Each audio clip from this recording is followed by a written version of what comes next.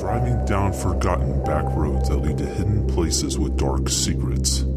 Ghost towns that seem to be empty and abandoned, but something still stirs there. Finding yourself in a graveyard at dusk, where the residents are no longer resting in peace. These are places under a dark veil, a shadow if you will. In this shadow, strange visions and whispers beckon.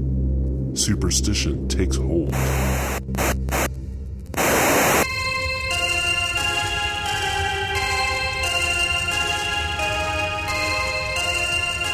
Step into the Black Cat's shadow.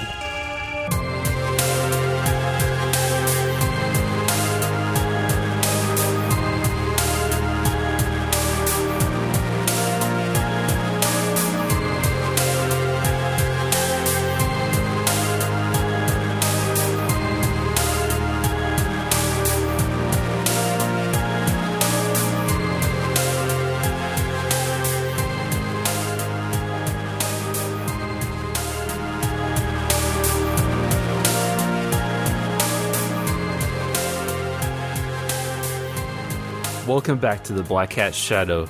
I'm one of your hosts, Andy, and tonight joining me is Phantom Dark Dave. How's it going? How you doing, Andy? Doing great. It's good to be recording again, and also not just me and Dave tonight. It's also Dakota. How's it going, Dakota? It's good. It's good to be back. Yeah, it's been a while. It's good to have everybody here in the house tonight.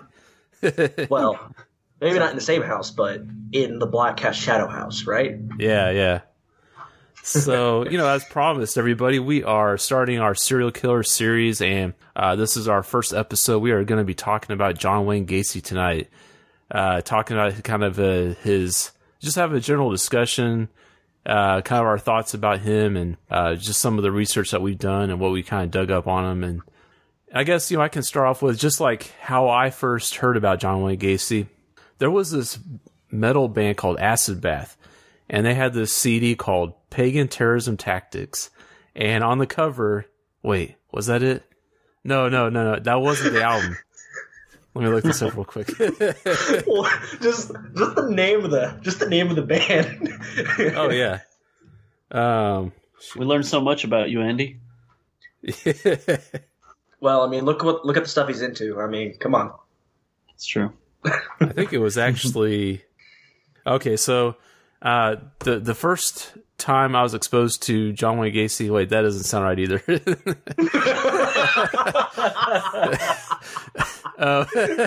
You live to talk about it. The first time I heard about John Wayne Gacy, I got this CD from this band called Acid Bath, and they have this album called When the Kite String Pops. And on the cover is one of John Wayne Gacy's paintings from when he was a clown. I don't know if you guys can see that. Oh, yeah. That's the creepy one. Yeah, so that's the CD, and that was kind of like my first introduction to John Wayne Gacy. I didn't really know. I think maybe I had heard the name because of Marilyn Manson also, because at the time in the late 90s, Marilyn Manson's keyboardist was called Madonna Wayne Gacy, I think. So, so that kind of clued me into, John Wayne Gacy, he's a serial killer. But up until this point, I had never really, researched about, what he did to his victims and stuff like that. So that was kind of crazy to learn all of that. It's just oh, crap. It's anyway. So, Dakota, what about you? When was the first time you heard about John Wayne Gacy? It would have been high school. When I was in high school, we actually did a psychology profile over serial killers. And my serial killer wasn't John Wayne Gacy, but my partner, who sat at my same table, their serial killer was John Wayne Gacy, and I got an earful of it because they really were into it. It was weird. Oh, But yeah, that pretty much from there, I didn't do my own research until I started getting into it myself. That was mainly after I watched It for the first time. Oh, the whole clown connection? Yeah. Yeah, definitely. And I wonder if Stephen King didn't draw some inspiration from that too, maybe. I don't know. But yeah, so Fan Dark Dave, I know you're all about serial killers. When did you first when did you first hear about John Wayne Gacy? Andy, ever since I was old enough to hold my first crime book and talk, I was all about the serial killers, man. No, I don't know where it started, man. You know, growing up watching horror movies, you kind of see a little bit of everything. But I can say, as far as memory serves, back when, you know, YouTube wasn't a thing, but if you wanted to learn something, you would just, I don't even know if you Googled it at the time, but you could type it up. And I always just read a whole bunch of stuff about all the popular serial killers, mostly the ones that were manifested into some film. Even I think probably like 2002, 2003 is when they did this whole reign of serial killer straight to DVD movies. And I remember specifically there was one that starred the guy from Leprechaun, Mark Holton, same guy from, what is that, Pee Wee Herman's Big Adventure. He played John Wayne Gacy. And I don't know if you guys actually saw that one, but it was, you know, it was one of those Hollywood DVD rentals. But I remember I watched it, and that taught me a lot of stuff about John Wayne Gacy. And then coincidentally, around the same time, I went to an Ozfest concert in Dallas, and Jonathan Davis from Korn was there, and he actually had his serial killer mobile home there. And we got to walk through, and he actually had like original photographs and newspaper clippings and all kinds of stuff from John Wayne Gacy. So that pretty much opened my eyes. Wow, that's crazy. That I didn't even know that they had kind of exhibits. I mean, well, it was personally collected, so he has that exhibit.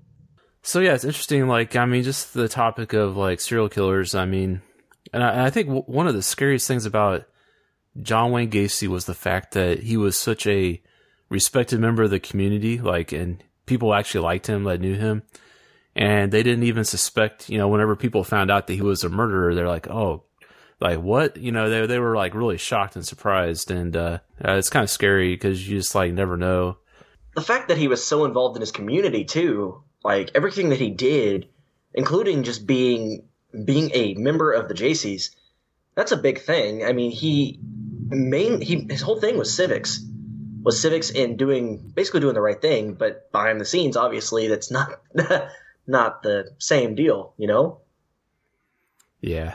And so, you know, for anybody that doesn't really know, like, the overview of John Wayne Gacy, he killed 33 young men and boys. Like, he kidnapped them, tortured them, basically, you know, raped them, did all kinds of disgusting stuff to these men, and, like, killed them and choked them. And they, like, so basically, and nobody, like, he didn't get caught until this one teenager named Robert Peast was kidnapped, because all the other boys or men that he kidnapped were like runaways, so the police didn't take it seriously when they disappeared. And so, but when Robert Peast actually disappeared, then that's when the police started looking deeper into the disappearance. They saw that he was, you know, he had went to talk to John Wayne Gacy about a contracting job. And then from there, they found out that John Wayne Gacy had some connections with some other missing young men that had done work for him. And so from there, they like put surveillance teams on him. They had detectives kind of following him.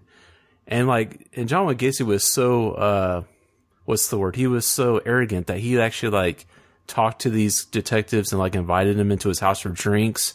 And like told people that they were his bodyguards and stuff like that, just being a real arrogant. And but yeah, it's just crazy, like kind of like the way that the case went, and trying to remember how they actually like ended up like finding enough evidence to like search his house. It was like, are you talking about what kind of made them decide to check it out?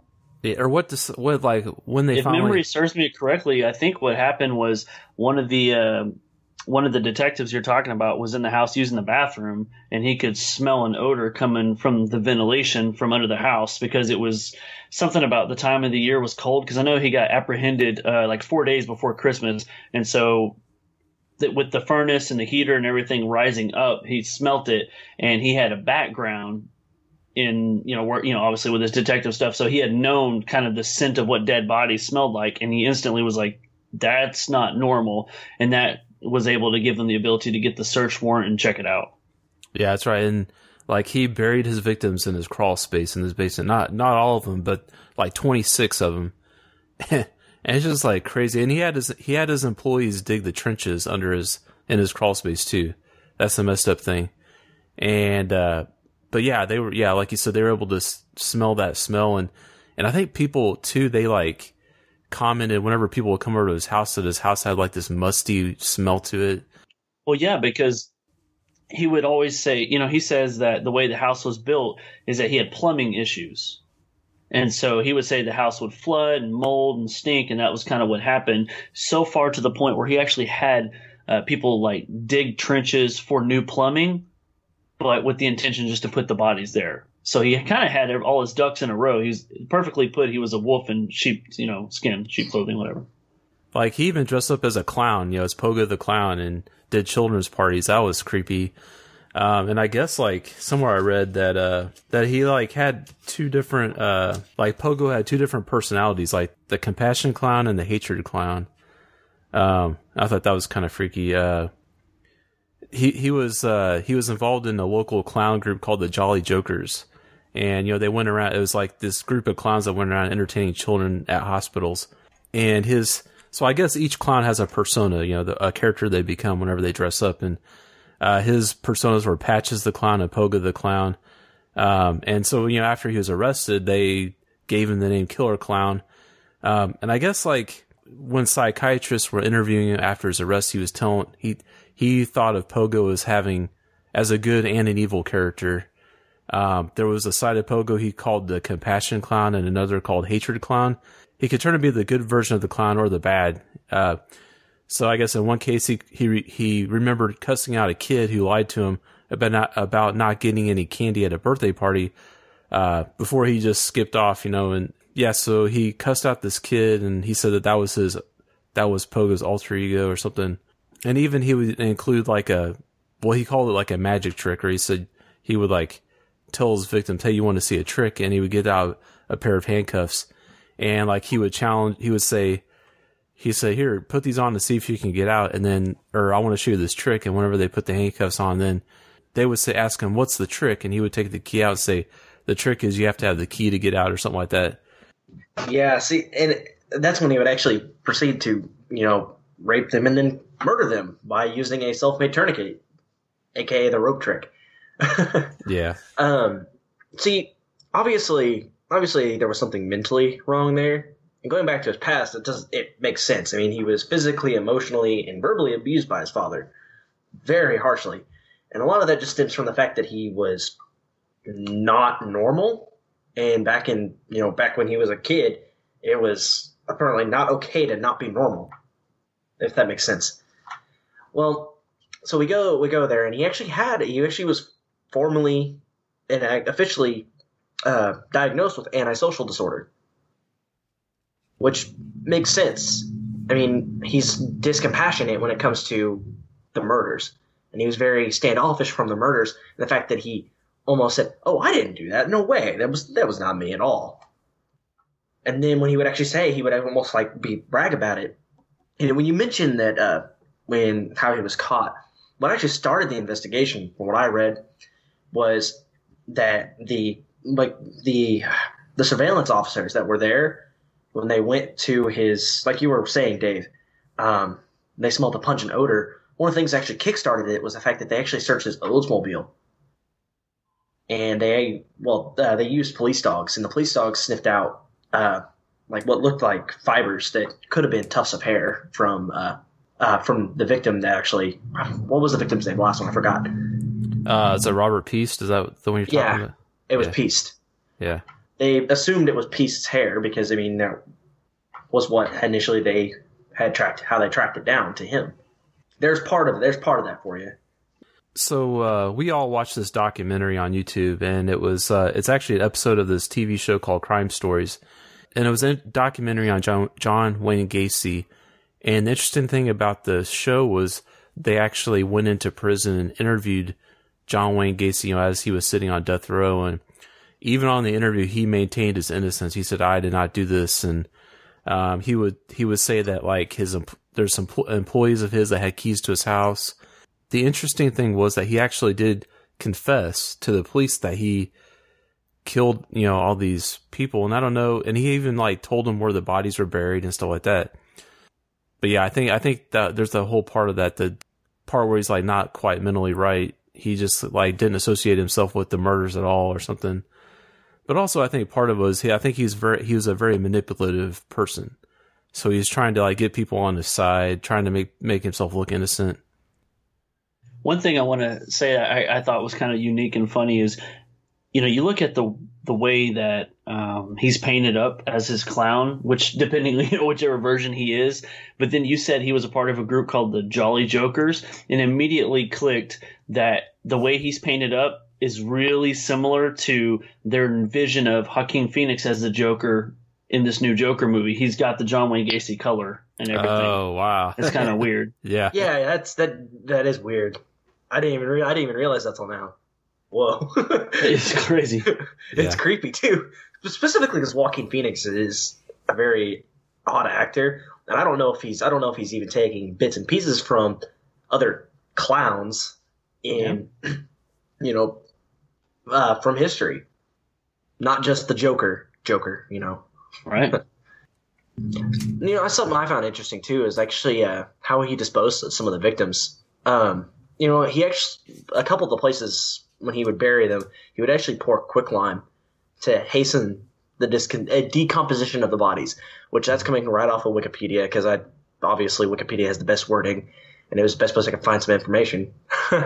But no, that's interesting though, because I've never actually heard of people using quicklime in doing that, but it works apparently.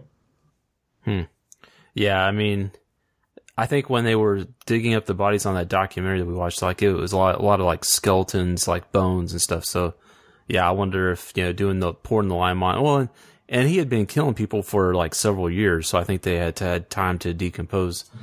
I like how they marked the bodies too. And like whenever they were going in there and they were calling everybody and they had all the teams digging them up, every time they found a skull is whenever they would put a marker down with a number. And that's how they were able to count how many bodies they actually found.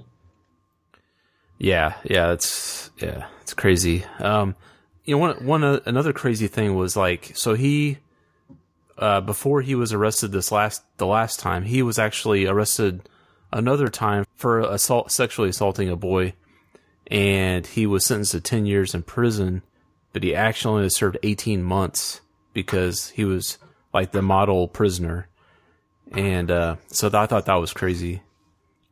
And you see, with serial killers, going back to like profiling these killers, you see some trends here, and John Wayne Gacy kind of falls outside of the trends when he was young. You didn't see it leading up to it, and now when you see he's very charismatic, obviously. With the diagnosis of antisocial disorder, it would throw up some red flags, especially when he is trying to start his own business. Which obviously with the PD or whatever the contracting company he owned, it wasn't obvious. I mean, look at the Craigslist killer. He was very charismatic. He was a doctor. He was a very liked person. So now we see this evolution from when he was young to when he was older, and we saw the evolution from being just curious about homosexuality and the stuff that he would do, particularly when he was younger, when his father found out that him and a classmate had fondled a young girl. So we see these small little keys, and he's I would venture to say he was sort of a loser in school because he was bullied very, very harshly, which kind of triggered something in his mind. Then we get this evolution. He's evolving into this successful man. He was very successful in the things he did until he was arrested, obviously, and things started going up and down, kind of like a roller coaster. So finally, we get to this point where he's very successful. He's married. He's been married twice, and the murder started happening. Something broke. I don't think anybody actually knows what actually finally triggered that, but something finally broke, and he finally gave in to these urges. Yeah, and I think once he, like the span of years that he was actually, where the murders happened, they call them the cruising years because he would like go cruising in his car and like pick up men and stuff. So, but one of the crazy things is he, he acts like he's very religious, like on this interview when he's in prison. and he talks about like blaming the victims. He's blaming the victims for what he does because he says he's punishing them for like being gay, and it's just like, what? It's crazy. Do you guys know if that was just one of those typical situations where when someone faces death row, they become ultra religious, or if maybe he always had belief, in his faith or whatever? I think he was always like, at least I think he always put up like the front that he was religious. Cause I think he was like a Catholic, and maybe, I don't know, I think he grew up as a Catholic, but he had this really strict like religious view, which was always like this weird, like, that's why you have this whole like, well, and I think just that goes along with like your maybe mental illness. You have this skewed view on like morals. You have this skewed like moral code or your ethics, and you think that you have to do bad stuff or you have to go to great lengths to like right or wrong or something like that. But in reality, you're actually hurting people that don't deserve it.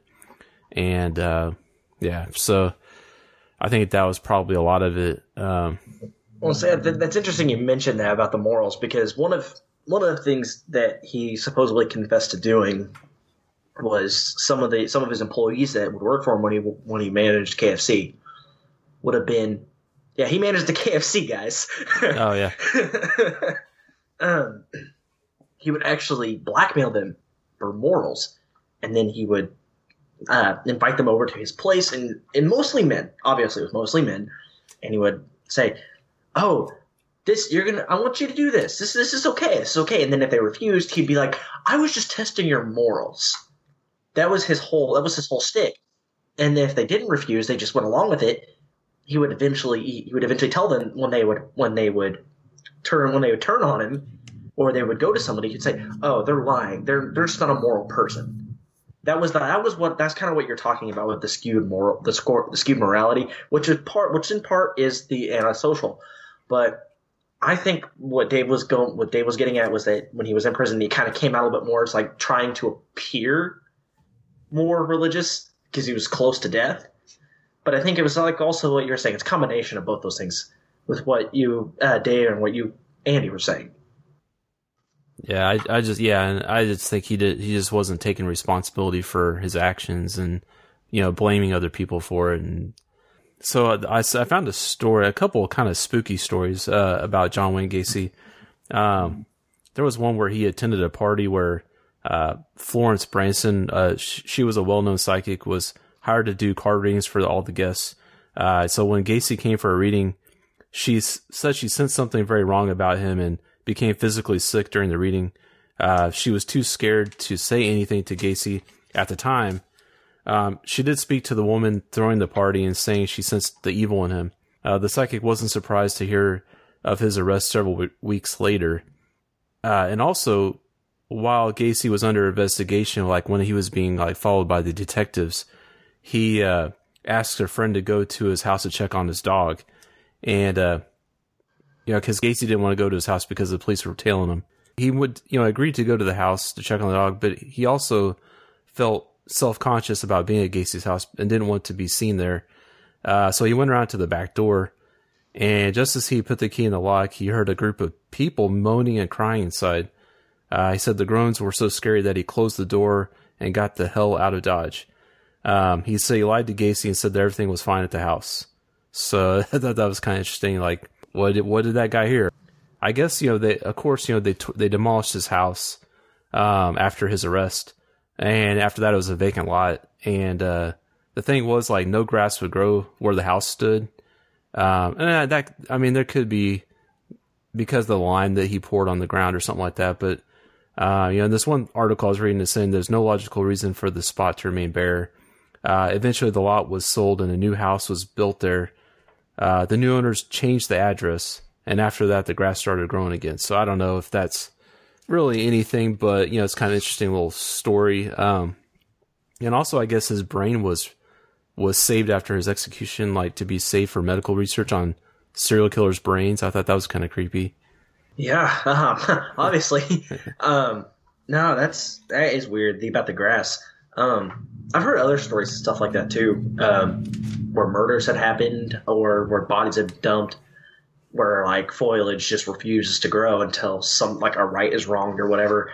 A lot of that, there are some Native American tales about that too, where I think it's a Cherokee myth, where a brother and sister were out. The brother was hunting and the sister was looking for berries and other types of foliage to take back to the tribe. Well, the brother saw the sister being attacked by a wolf and refused to help her. Well, around that area, the foliage just refused to grow, and the brother finally confessed to his sin to the tribal elders. The tribal elders condemned him to death. So then the foliage began to grow. Have you guys ever seen John Wayne Gacy's paintings? They're pretty creepy. I don't think so. I might have. I went to a museum one time, and they had a bunch of serial killers, works of art or writings. So it might have. It just might not. I don't think it struck a key with me. That's who it was. I've seen the ones in the documentary towards the end. Yeah, the ones where he even did in his cell, and the victim's family got to burn them. Yeah, just like in some sort of last, in spite of him effort. Right. And this one guy, man, he was chunking it like he was, a pitcher for the Major League Baseball, man. He was.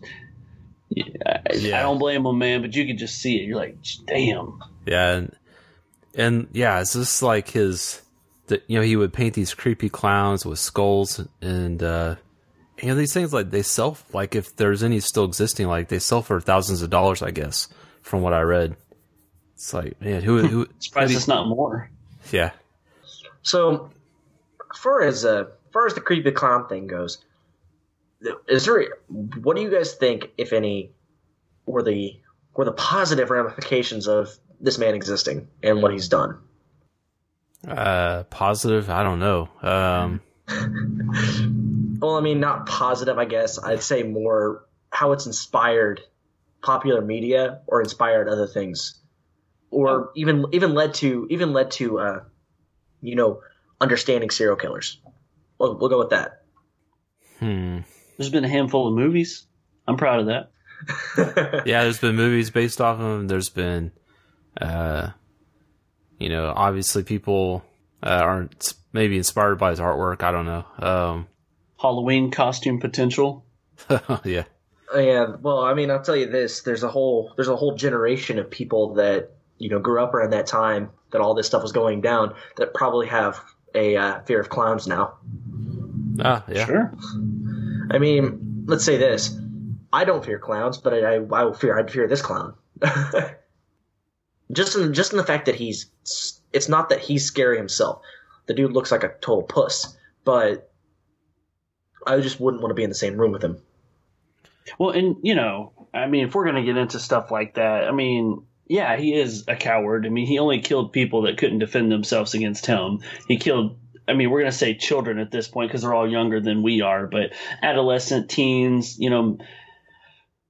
I haven't seen what every single victim looks like, but I'm under the impression he didn't ever kidnap the captain of the football team or a wrestler in school. It was always somebody smaller and weaker than himself. And, that gets me to something else, too, and I'm sure we'll get deep into it monthly as we talk about all these different serial killers we choose to talk about. But one thing that I've noticed is a trend, and John Wayne Gacy is a really good one to start with because he killed all males. And I'm sure, Dakota, a lot about what you said about his upbringing and his father probably had something to do with his resentment towards males or whatever. But with a lot of these serial killers, it seemed like they preferred one gender over the other.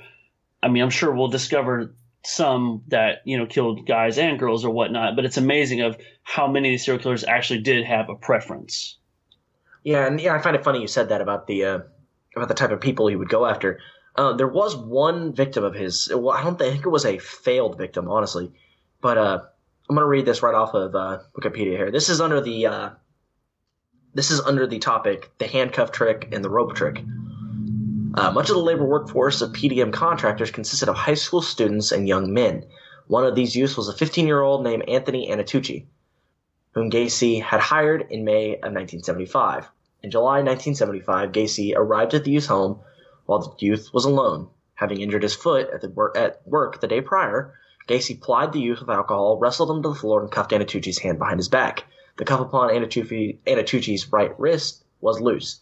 Anatucci freed his arm from the handcuff after Gacy left the room. When Gacy returned, Anatucci, a member of his high school wrestling team, pounced upon him. The youth wrestled Gacy to the floor, obtained possession of the handcuff key, and cuffed Gacy's hands behind his back.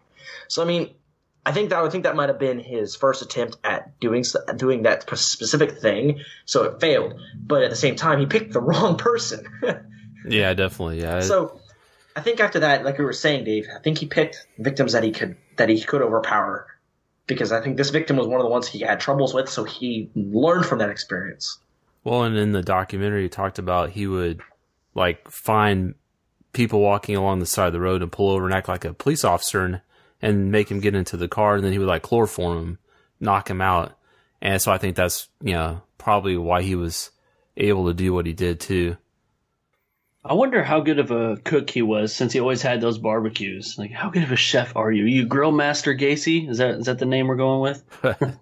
Yeah, I mean, I don't know, because he managed those KFCs for a while, and then he. You think he brought home the chicken? Do you think he stole from KFC?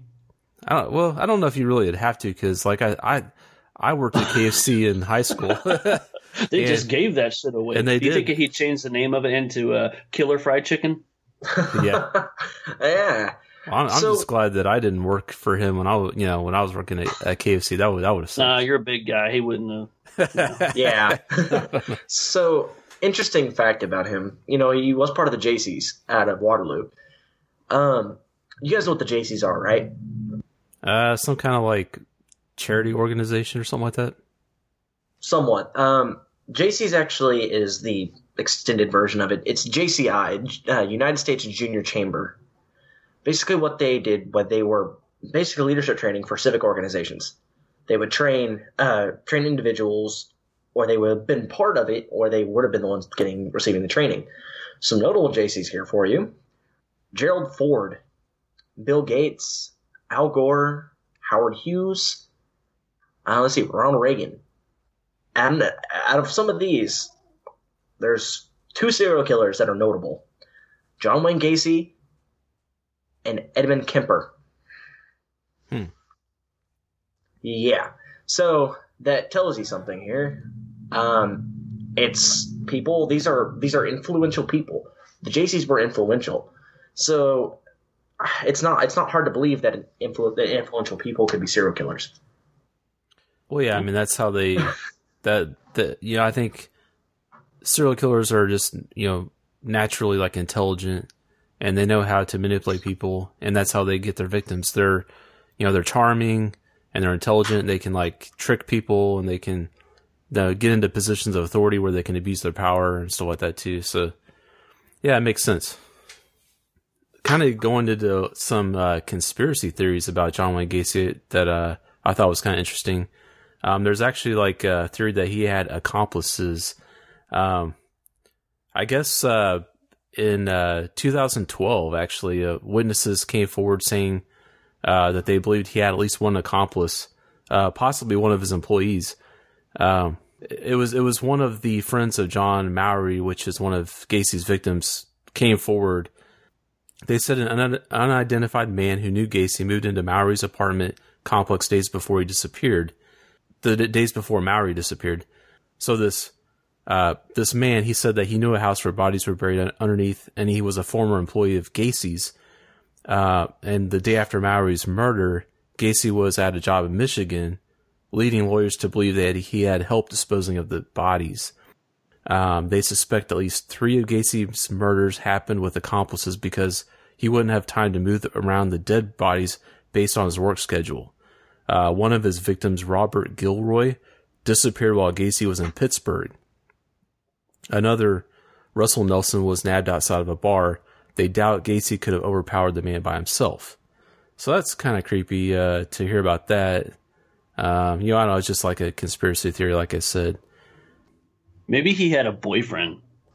Yeah, who knows? Did you guys know that one of his first jobs was working in a mortuary? Yeah, in Las Vegas, of all places. Oh, please tell me he didn't. Please tell me he didn't. He didn't bump it with a.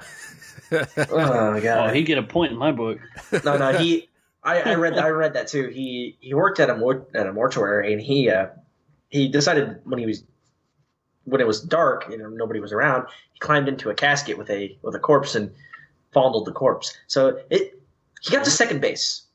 Well, he said after a few months, Gacy realized that his love for the job produced weird feelings, so he quit working there. I thought you had to have a certain degree to work in a mortuary. He was a janitor there. Oh, that's what I need to do. Yeah, okay. So you can work. Oh my god. No, see, okay. I always wanted to work in a mortuary because I'm just cool with all that stuff. But then everybody was like, you have to, have a degree and be this. And I'm like, yeah, but couldn't I just be like an assistant? Like I just roll the bodies around, transport them, eat the sandwich, move the body, eat the sandwich, move the body, just be that kind of Igor type guy. Okay. And I think from everything I've seen now, it seems like the morticians do it all themselves for the most part. So by eat the sandwich. Yeah, that's a metaphor. You got it, buddy. I got you there. Yeah. It's one of those stereotypes you see in movies. Whenever the detective goes into the morgue to, talk to the medical examiner, the guy's always eating a sandwich and he like sets it on top of the body while he's talking to the detective or something like that. Yeah, I think I missed that Criminal Minds episode. Yeah. But no, I get what you're saying. No, I think you can. I think you can work in a mortuary, not as a mortuary assistant, but I think you can work in the parlor. Okay. I don't know if I should say it. You guys want to hear a somewhat unrelated story? Yeah, go ahead. All right. In the line of work that I'm in, I often find myself in retail and residential areas. And I remember I was doing some work for this guy, and he actually lived above a funeral home. And he said he was the owner of the funeral home, and it required somebody who owned it to be there 24/7. So he was forced to live there. And I was like, okay, that's cool. I mean, at least you're never late for work, trying to make light of a situation. But he's like, oh, but I have another house too. So he wanted to get some work done at that house. It's like, okay, cool. So I followed him over to that house. No, I'm not kidding. When I went into this house, blood-stained carpet everywhere. And the first thing that hit me was like, do you bring your work home with you? Oh, man. And he wouldn't say. He's like, yeah, sorry, it's a bit of a mess. And it just blew my mind. Oh, that's creepy. Wow. I mean, there's a story that writes itself right here. God, dude, that could have turned out really bad. Oh, people don't mess with me. But yeah, no, good stuff. NFL and a relative because the whole part. He said parlor, and okay. But I guess justice was served. Gacy, he was put to death by lethal injection. So do you feel justice was served, though? I mean, just the way he went? Because I know a lot of people clearly weren't satisfied with him having, quote-unquote, let off easy, Right. Yeah. And yeah, I get that. People, I'm sure some of the victims' families wanted to, just leave me in a room with them for 5 minutes, And, imagine, back in the day, they had, the executioner, and then it's like, there's something fit for every crime. Like, who are you? I'm the sodomizer. Like, oh, no. Yeah, I'm here for John Wayne Gacy. Oh, I guess it does come around. Yeah. That may have been fitting, especially, for, that's, yes. See, I have a theory about why his sentence was so weird. How he pretty much was able to paint while he was on death row. I think it was a lot of it because of his work as a JC member. Yeah, I really probably. do. And it's odd. And, the fact that because if you read some of his biography, when he was on death row, he was actually attacked by another serial killer while he was in there. Let's see, where's the guy's name here? Henry Brisbane. The I-57 killer? Ringing bells? No. Nope. Okay. I was trying to find him, but it's almost hard. It's really hard to find him. But I mean, granted, I don't think justice was really served like Dave does. I sort of think that it should have been a lot more harsh, a lot harsher, or whatever the saying is. But ultimately, I mean, he was put to death, and that's pretty much all we can say about it. And I hate to talk ill on the dead, but I think he deserved a lot worse death. Yeah, True. And I guess yeah.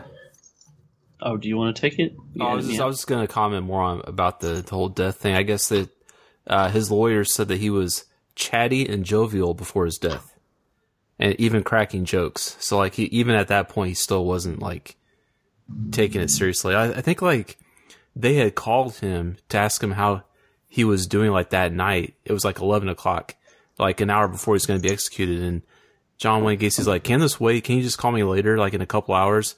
And they're like, "No, you're going to be dead in an hour." You know, like it's definitely something like missing there, or he just wasn't like, he was in denial or something. Yeah, and I think a lot of that's antisocial disorder, just the fact that he was so disconnected. Do you guys want to know what he ate for his last meal? Yes. Okay, his last meal was 12 fried shrimp, a bucket of original recipe KFC chicken, This motherfucker. fries, and a pound of strawberries. Oh, and a Diet Coke, right? Yeah, yeah. Total serial killer in my book. Oh, man. These serial killers, dude, they kill me. Oh boy, we got the jokes. Getting late. I need to go get my face paint. Oh jeez. So yeah, one thing we want to do in this series is, after we spent time discussing each killer, we want to each share like a fact or some detail about the killer that was fascinating to us, or something that was just intriguing to us. And so you know, I'll go first, I guess. I think the thing that stood out for me was just the clown thing. So what about you guys? One thing to say, and I know we're all on the same page, but I just want to make sure listeners know the same. Like, we don't like this stuff. Like, we you know, when we say something that fascinated us about this, we're not saying bravo, right? We're just talking about things that stood out to us that's unique about each one of these serial killers. And I like what you said, Andy, about the clown thing. That totally stands out. But to go a different direction, for me, it was impersonating a cop.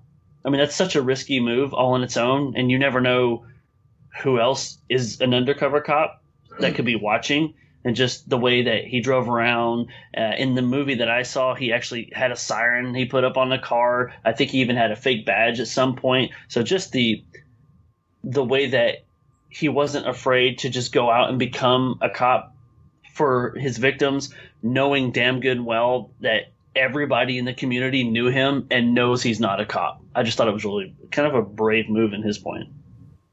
Yeah. What about you, Dakota? I would say just his lack of compassion, his disconnect from everything. The fact that he was so disconnected, and something that goes along with that is just that he was so into what he was doing that it made it so it was nothing to him. It was just like another day in his routine. Yeah, and I wonder if we, as we go through this series, if we're going to see that with other serial killers, if they're going to have this kind of disassociation with their actions, or if they're going to actually own up to it. It all depends on their zodiac sign.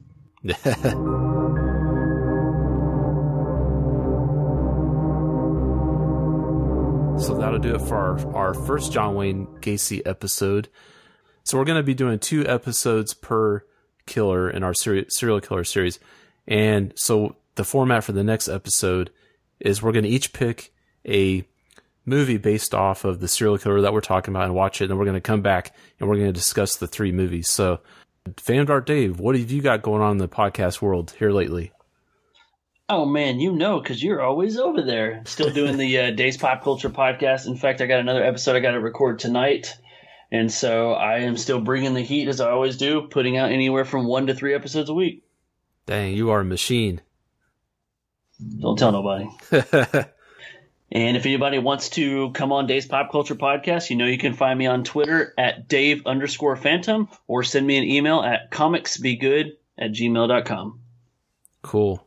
And Dakota, if people want to keep up with what you're doing, how can they stay up to date or contact you?